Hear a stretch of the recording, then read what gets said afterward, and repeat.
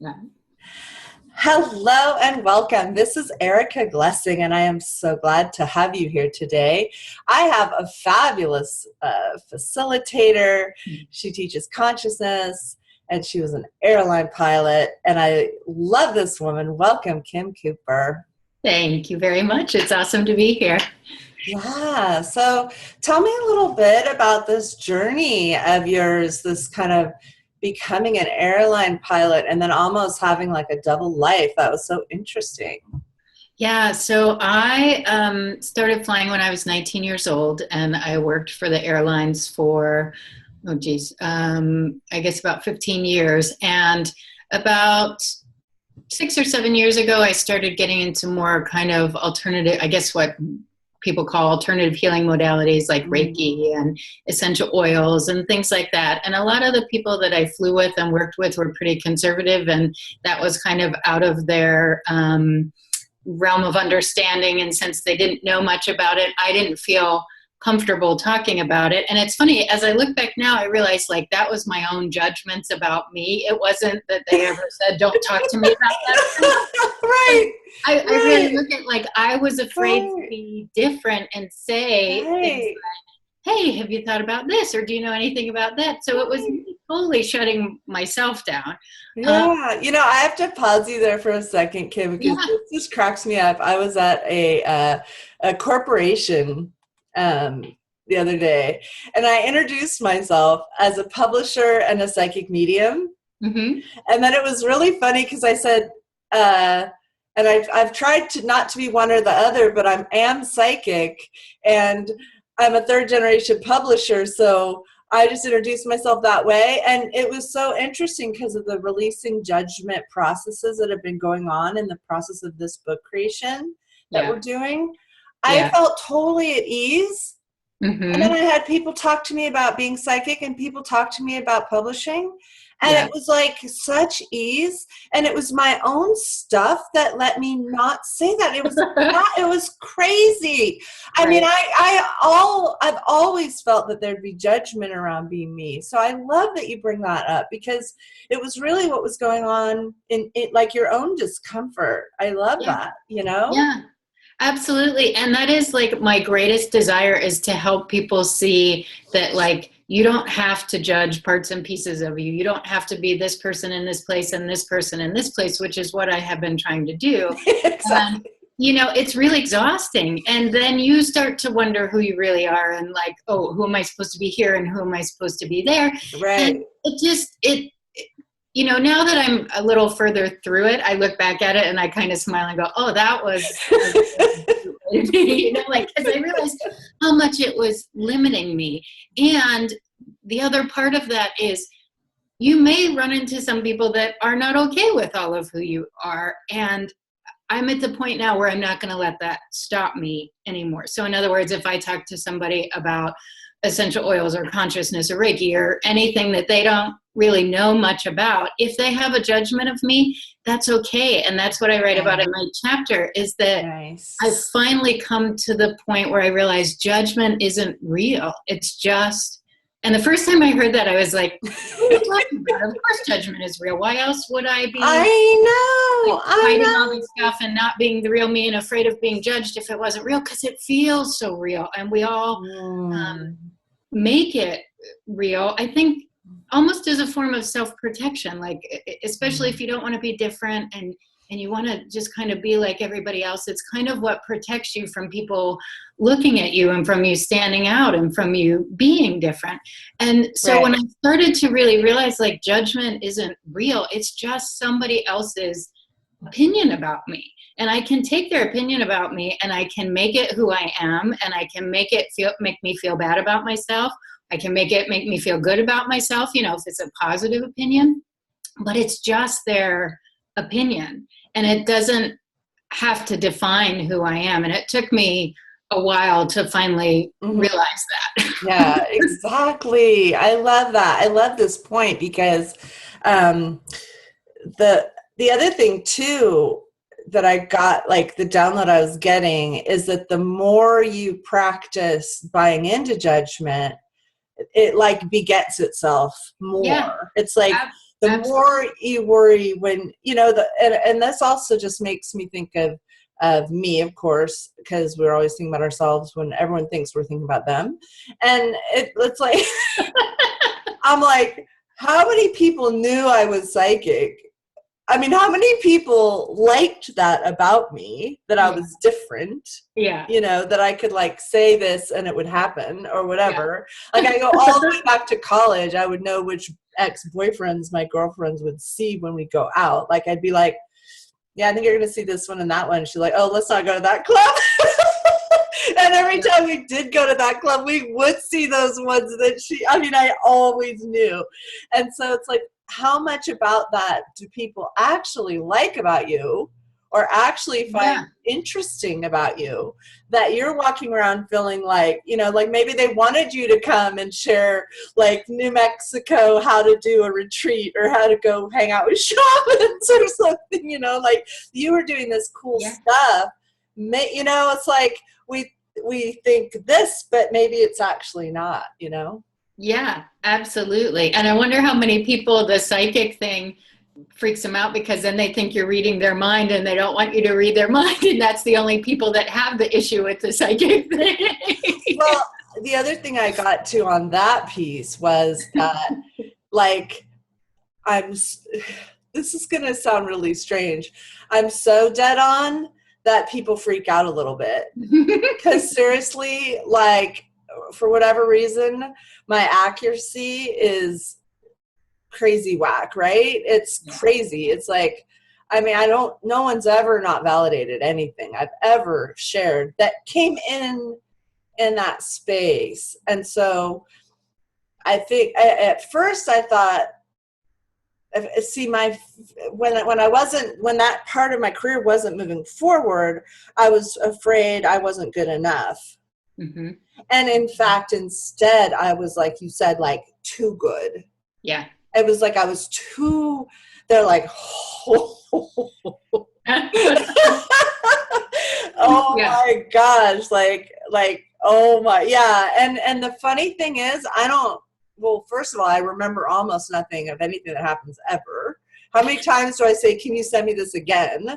I mean, anyone who knows me, like, I'm like flipping booby shooby that way. And so I'm not sitting there harboring thoughts about people's stuff. Right.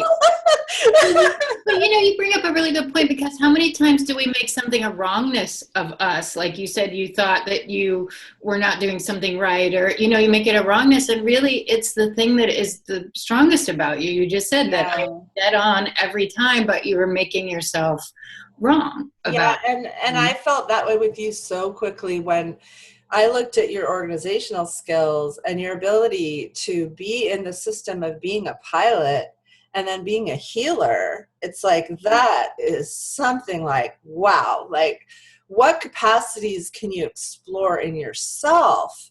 Yeah. It's like uncharted. It's like this, what I get when I look at you, Kim, it's like this huge, wide open, uncharted space. It's like a flower that it kind of feels like a rose that's like 1/3 bloomed almost. Like there's so much capacity for blooming as we let go of the walls. And why don't I love these interviews because every single one so far, someone's shared a tool or a way of shifting this. So maybe just if you could, for our audience, tell us kind of what you came to where you started being able to let go of some of this judgment.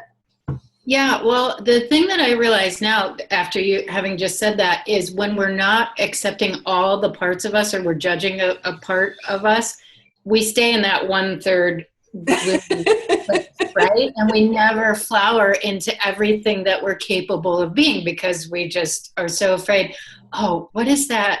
Wow. About crap, I can't remember what it is, but it's basically about that. The day it became, the day you decide, it's not those exact words, but basically the day you decided to do something else was the day that it became more painful not to blossom.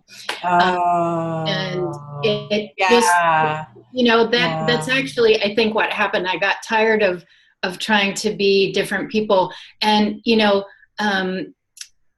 something that I think might help people is that you don't have to go right out there. Like I would have never been able to go from not telling anybody at my pilot job what I was doing kind of on the side, my moonlighting healing job. I would never have been able to jump right in and been like, hey, I'm a healer. I do this kind of work and I help people work out stuff in their bodies and that kind of stuff. But like, what is maybe one small thing that you can start shifting and start saying like what comes up for me with you with the psychic thing? Some people can't hear psychic, but they can hear intuition, because we've all had that little nice hit when we know we had the idea to do something and we didn't do it. And then later on we realize why we should have done it, or maybe right. better if we had done it. So some people can't hear psychic, but they can hear intuition. So like what can you use that kind of almost ease your way into the situation, and what can other people hear? Because it's not about beating yourself up, and it's not about like, oh, now I'm just gonna like rip this Band-Aid off and be this person I've never been. That's scary for people, and I get that, but like, what's one small way you could shift your wording or something, or that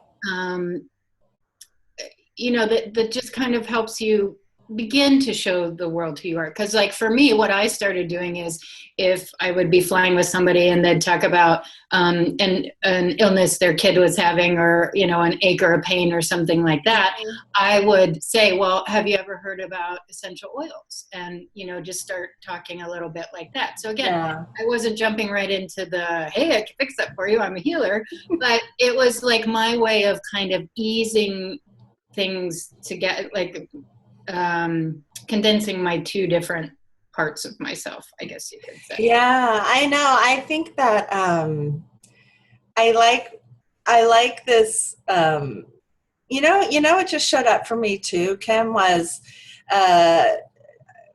judgment in the career space. So like, as you're choosing your next career, as you're choosing to evolve your career, a lot of us with children, and Kim has 2 little babies and a bigger baby and a bigger baby. No, just kidding. How many boys are in your household? Surrounded by men. There's 4 in total. Yeah.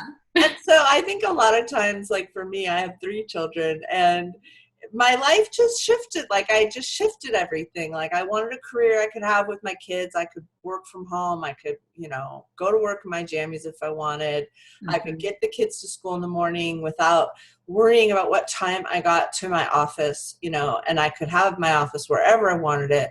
And there are all these things for me that kept being more right, kept being more right.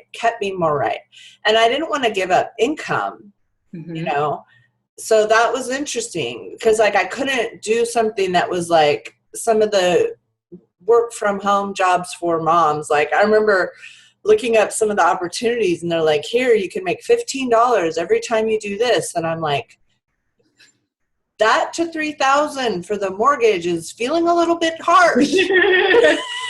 Well, how many parties do I have to have at night of things to sell to get to the mortgage? It was like, oh, hell, no way.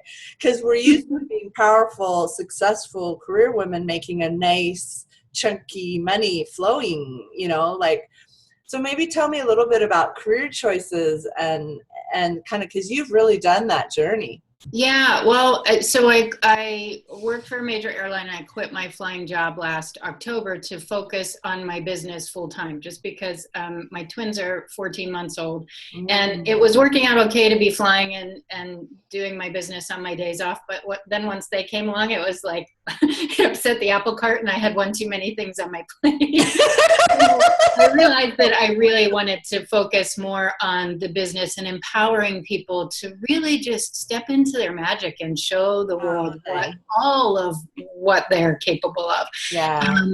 And so it took me years to get to the point where I was ready to quit the job, because I was afraid.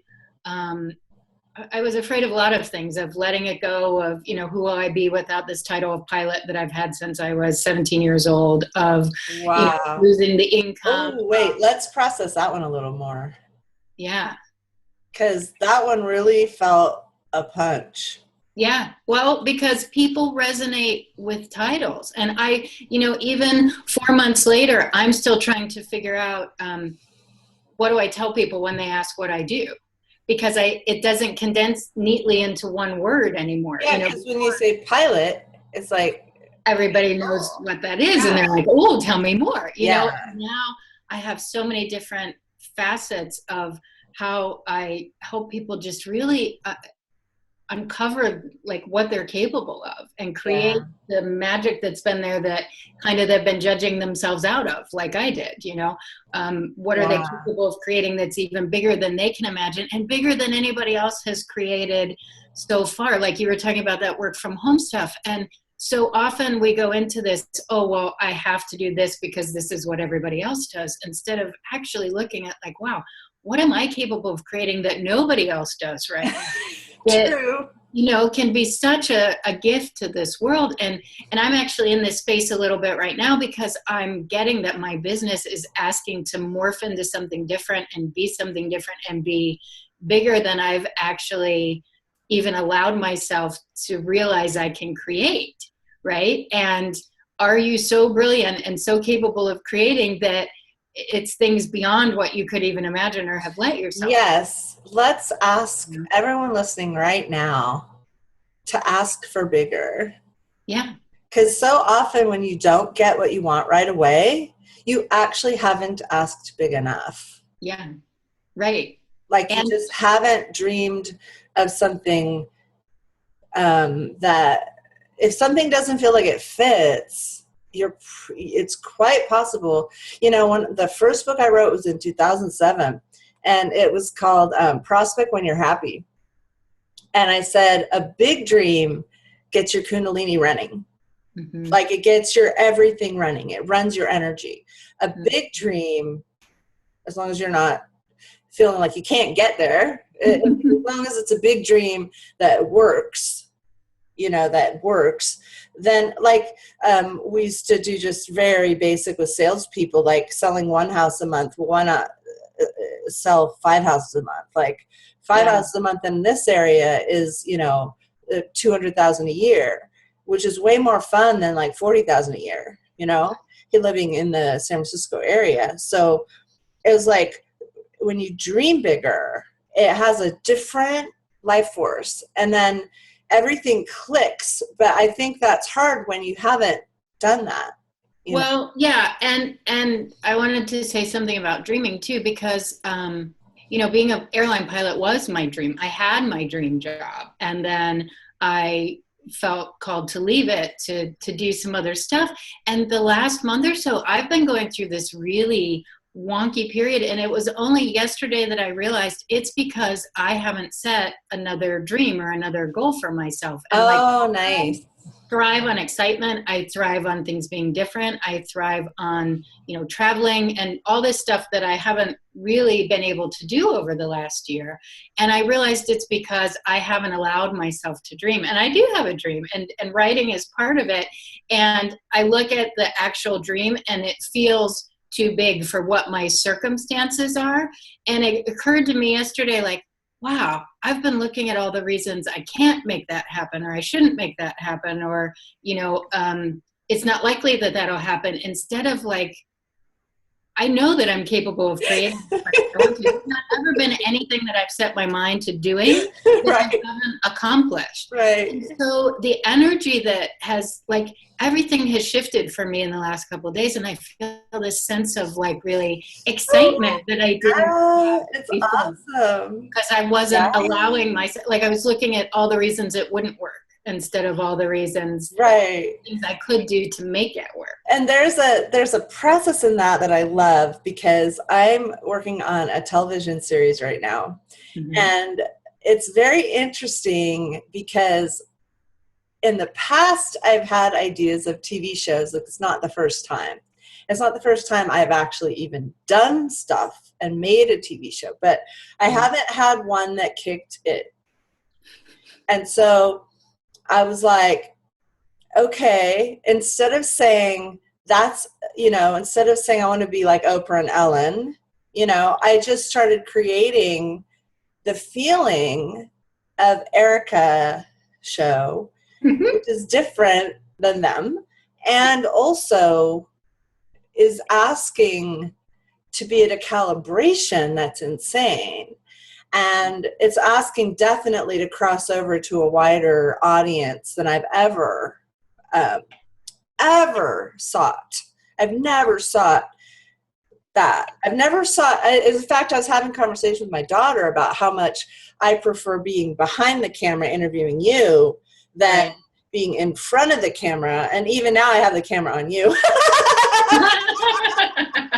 There. Because that's comfort for me. So it's very fascinating, Kim, that when I set the sights higher, though, like I'm excited. Yeah. I wake up and I go, okay, well, what would that look like? Instead of, Erica, you don't know anything about this or that or whatever. I know how to produce TV, but I don't know how to build a successful series or anything. And I was like, okay, well, cool. Well, does anyone on the planet know? Okay, cool. Well, then why can't I know? Okay, cool. So, okay. And then TV show, how can you make me money? Because you can time sync into projects that don't make you money. And, you know, I don't look at money just as cash. I look at it as energy.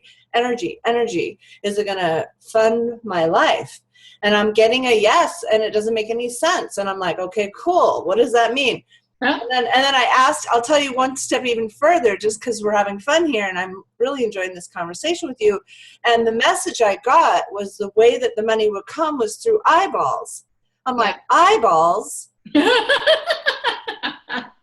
That's not, you know what I'm saying? I was like, that's, and I kept getting, you're going to get eyeballs. And I'm like, okay.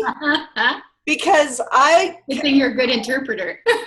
Yeah, because I was getting, because there are models where people pay to go on your show, and there are models where this pays for that, and there's models that, and I was getting none of that at all. I was getting be hysterical. Yeah. Like be so flippin' weird and funny, which was natural, luckily. And I talk to dead people, that's pretty cool. And, right? You know, I mean, not everyone, some people can, but a lot more people can than we know. And then it's like, okay. And then it was so funny though, Kim, because nothing was showing up the way I thought. Like nothing. Well, it never does. And so I was like, but as I kept kind of, and then, you know what it told me yesterday? What? It wants to be shot on location. It wants to be shot on location in San Francisco. Beautiful. I prided myself on not having to drive. I have ego. And what is your show asking for that is bigger than you're even capable of acknowledging? Like, what are you creating? When I said San Francisco, didn't you go, ooh? Yeah. Yeah, I didn't say on. Sounds awesome. Yeah, I didn't say on location in my backyard in San Jose suburbs. Live from my living room. From very, very South San Jose. See, what are you capable of creating that you haven't even acknowledged yet? So the show was like, I want to be shot on location in the city. I was like, and it was so funny, right? Because as soon as I said it, that was what the show said. It was like very clear. Yeah. Like you're creating with it. And I wanted to go back to what you said about not liking to be on video, because there was a time in my life where I hated being filmed. Oh my gosh, remember you talked about that with me. And now, like, my favorite thing in the world to do is I have an aha or like something that clicks for me, an awareness that I want to share with people, and I go pick up my phone and I film a little 2 or 3 minute video and I post it on my page, or I post it on and that is one of my favorite things to do in the world. Oh my gosh. Something that you might have hesitancy to do now, or that doesn't, you know, kind of makes you a little scared to think about it, like being on camera or anything like that, or like public speaking. When I went to my very first retreat, like personal growth retreat, they asked what, you know, like, I don't even remember how it came up, but basically I talked about wanting to be able to speak in public better. And I had made the goal that I was going to go to Toastmasters, and just the thought of going to Toastmasters made me want to throw up. Well, do you remember when I first asked you for a photograph? No. Oh my gosh, you were so funny. This was a year ago, I think. Oh, yeah. That's And because I had just had you babies. were like, I was feeling like I didn't have any good pictures of myself. oh my gosh. And look at you. Yeah. You're like so But flipping stunning. And it's things like, have changed, and they yeah, can change for everybody. Like yeah. who you are today doesn't Wow. have to be who you are tomorrow or next week or next year. Look Like, what you've done in a year. mhm. You've Yeah, like completely morphed. yeah, it's amazing. Wow. And it's because I stopped judging myself. And I don't want to say I Wow. stopped judging myself. I'm not acting like I never judge myself. I mean, before I got ready for this interview, oh, this the outfit doesn't look right and this one doesn't look right. And so it's not that I don't ever judge myself, but I don't allow it to stick me anymore. And I don't get down on myself. And well, that's not actually true. I do have days, but because I don't want people to think it's like this magic bullet. Oh, suddenly I'm not judging myself anymore. My life is fine. But I don't allow it to define who I am anymore. And I don't How do allow. you, Sorry. okay, go ahead. I'm sorry, I was interrupting No, you. no, that's fine. Go ahead. How do you walk into a room being gorgeous? Like you seriously, like you are so I don't feel gorgeous. And when that. you walk and look at you, and do you like, because I mean, one of the things I've noticed with this work is you're starting to be more gorgeous. Like you're alive. You Thank you. are, yeah. And Yeah, so, but it's not. Again, it's like so. This would be an example of maybe like a positive judgment. Like yeah, people want to be seen as pretty and stuff like that. right. I only recently have allowed myself to see myself that way. And I can remember I staffed a retreat once and I never wore dresses. I wore like pants all the time. I dressed very plainly, kind of just to blend into everybody. In this one retreat, I wore a dress every day and it felt so good and it felt so different. And I mentioned to some of the participants as I was speaking, like, I never wear dresses. And they would have never guessed that. They're like, wow, we thought you were really comfortable in your femininity and you did this all the time. And so Coral. the way I'm people really good at coral. the way people perceive us is often very different to the way we perceive ourselves. And that's one of the things that actually helped me was to start looking at myself the way that other people saw me. And I don't mean people that would be like judging me, but the people that thought I was amazing and thought I was great. And, so often we're taught, oh, be humble, don't, talk about what you can do or how great you are. But that I think makes people start judging themselves and playing really, really small. And one of the things that really shifted for me was like, wow, all these people keep telling me that I'm beautiful and that I'm this and that I'm that. What is it that I don't believe about that? I know. Like people don't just say it for the heck of it, I know. I've been really tripping about that lately. Seriously, it's like what do I see in everyone else that I have not been willing to see in me that's positive? Because like we have spent a lot of energy in the book, The Power of Releasing Judgment, on the negative judgments and how to release those and how to get rid of sort of the glumping gickiness of that. But we don't spend a lot of time on the positive judgments. Right. And there's a release around that as well. And also an allowance of your own greatness, Yeah. which for me, it's like, I think some of the body stuff is coming up around that. I don't know. I don't know what that means though. Well, I mean, one of the things that came to me when you were saying that is when we're judging ourselves, we can't be grateful for what we have or what we like. You can't have judgment Nice. and gratitude in the same place. So if you're judging yourself so harshly, then you can't be grateful for what it is that you do have to offer. And I've had a couple of clients lately that have really turned their life around and have made huge changes. And I don't do anything for anyone. They do it all for themselves. I just kind of point them in the right direction or not even the right direction. I just allow them to see things that they may not have looked at before. Yeah. And my willingness to be to actually look at what I do and say, yeah, I am a huge contribution to people. I do make a difference with this work, has allowed me to then keep taking the next steps. And sometimes it feels, it doesn't always feel comfortable. That's one thing that I had never been willing to step out of my comfort zone. And once I did, that's when the magic started happening. Oh yeah. I one of my favorite lines from a book that I happen to have published. It was called Vulnerability is the Road to Change by Pratima Nagaraj. And in it, she says, if you wake up in the morning and ask yourself to be out of your comfort zone consciously every day, what would it take for me?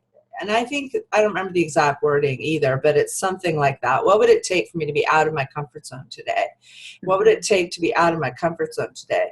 And by even asking that, it's like you're asking yourself to shift into, one of the summit participants had never done a video interview.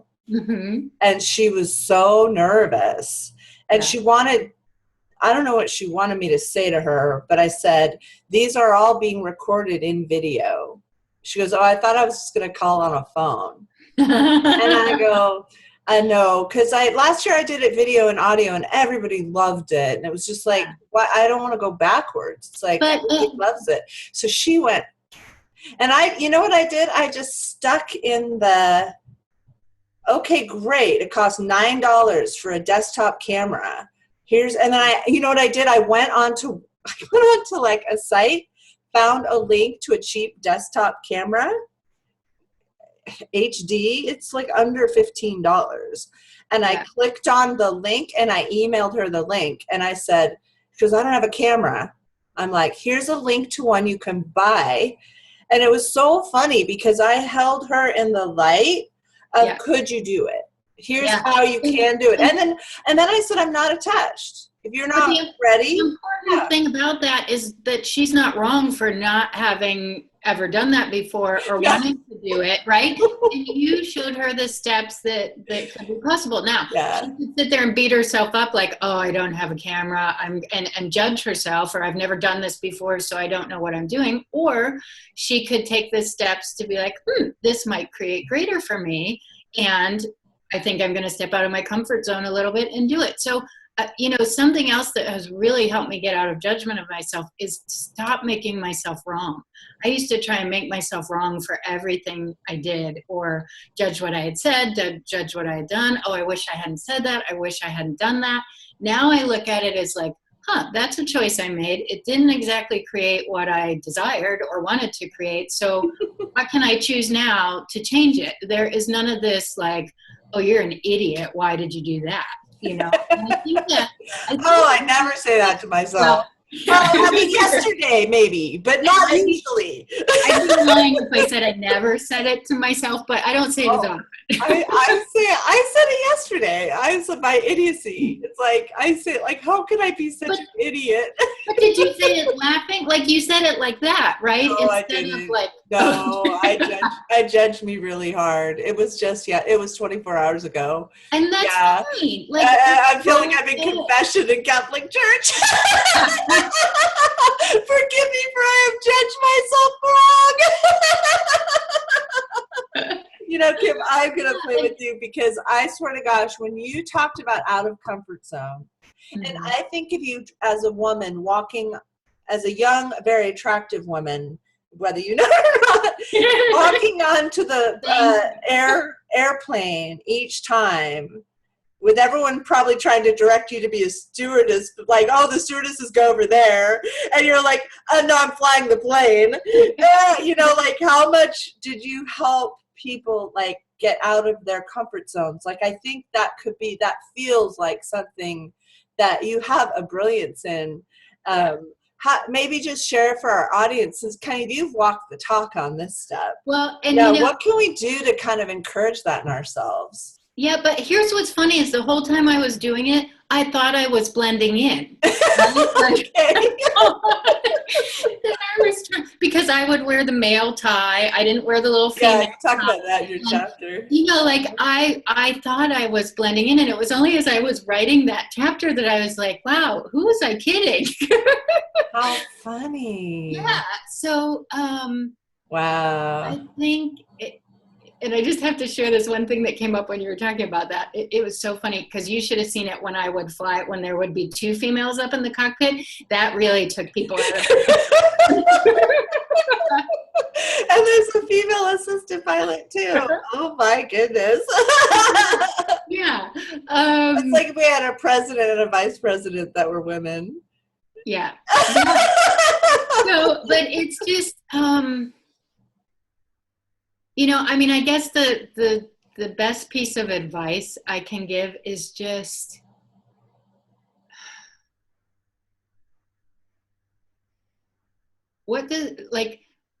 oftentimes we think we're portraying this certain image to the world, and what other people are seeing in us is completely different to the way we see ourselves. So here's a challenge for you that might make you a little bit uncomfortable. What if you were to go talk to a couple people that have your back, that really think highly of you, and just ask them, what is it that you see in me? Like, who do you think I am? Or not who do you think I am, but like, what do you see in me? Wow. And then once you start seeing how other people see you, sometimes I think it's a little easier to be kinder and gentler to ourselves, because often we're our own worst critics, I have to say this about beautiful and ugly, because I think I was raised in a family where that was like a big thing. Mm-hmm. And my mom was blonde and slender, mm-hmm. and taller and longer. So she had like long legs. She was like the blonde bombshell.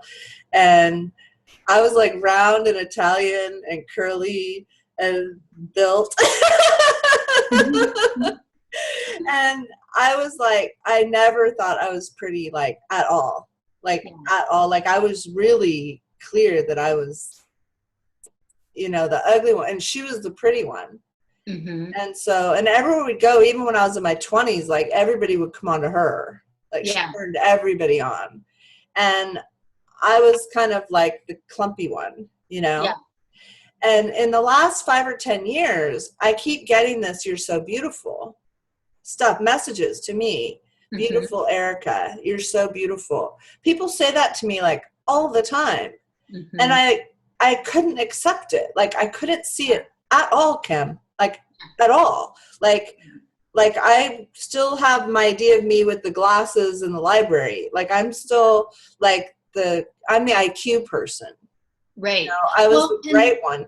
And it was so interesting to me. And I've been and it's weird. I think it's even happening within the last week, going, would I be willing to let others think I'm beautiful?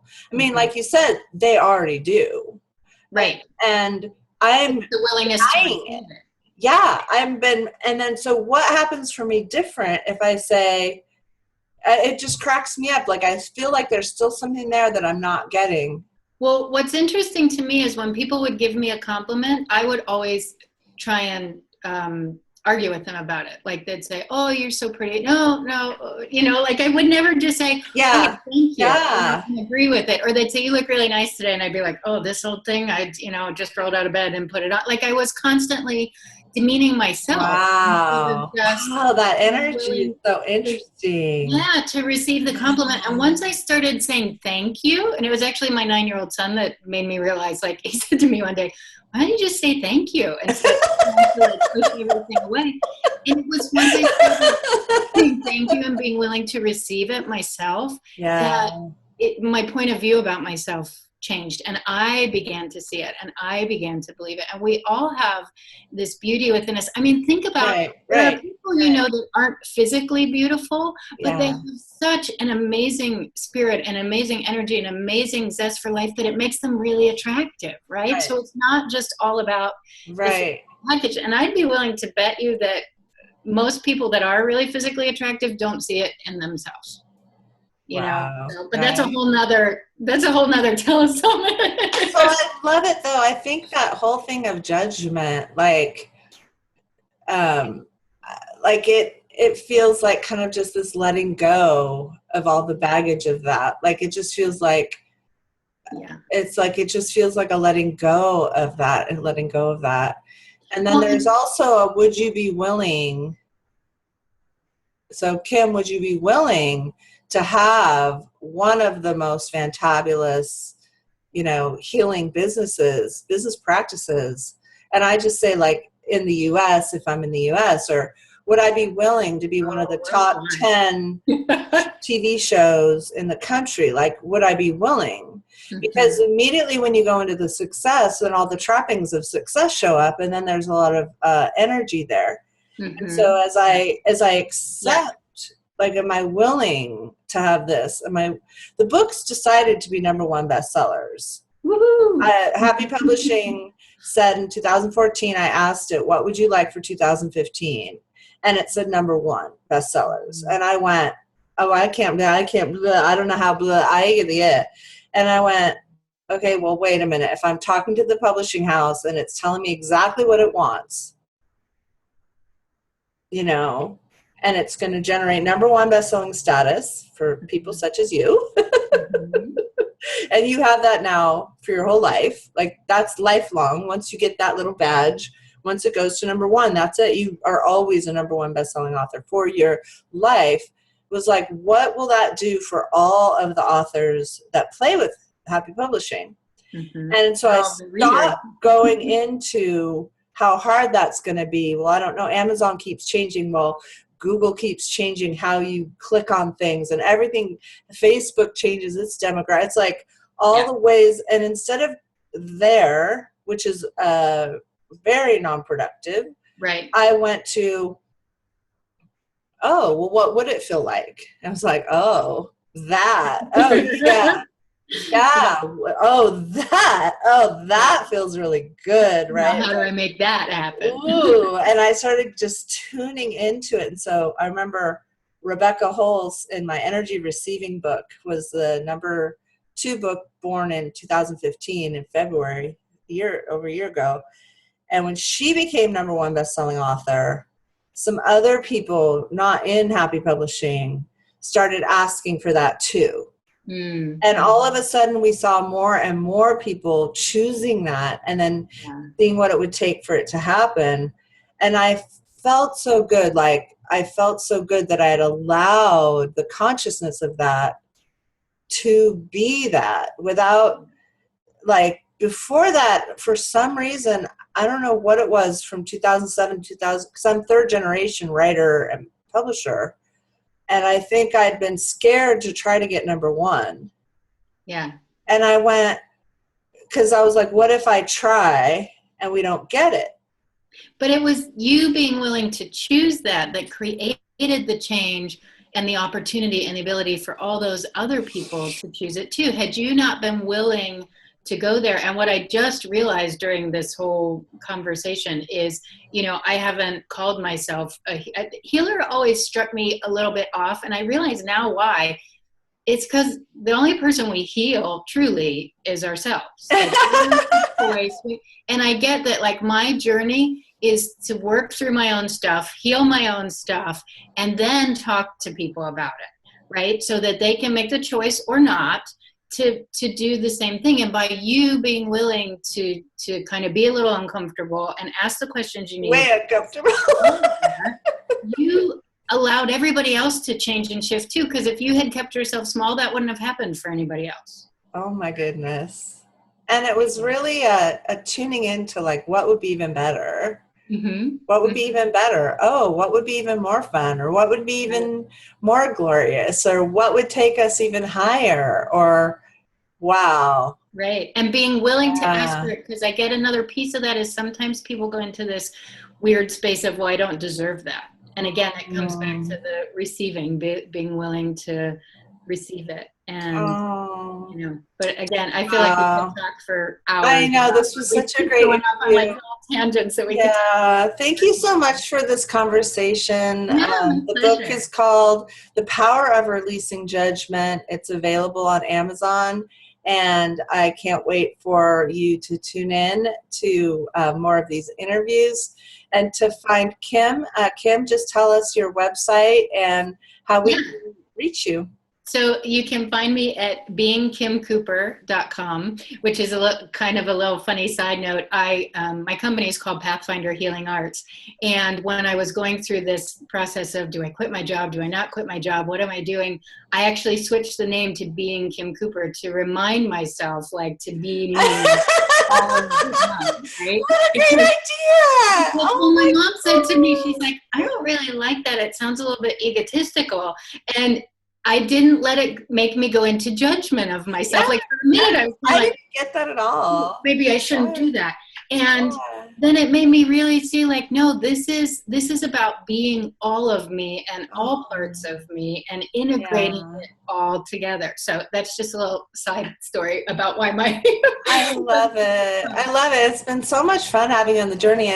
And for those of you who do pick up the book, her chapter is a phenom because she really gets into like her choices and becoming a pilot and what that was like and living in the South. Your story is so oh oh my gosh, you're like different cultures and then traveling the world and what it was like to live in different. I mean, your chapter is really pretty deep considering it's one of, but Yeah, it's amazing. So, I've got more coming in depth. I think I'm going to be. yeah, you're a great storyteller. So, thank Thanks. you so much. Yeah. Thank you. Thanks for creating the opportunity and for doing this. Bye, everybody. Mwah. Bye.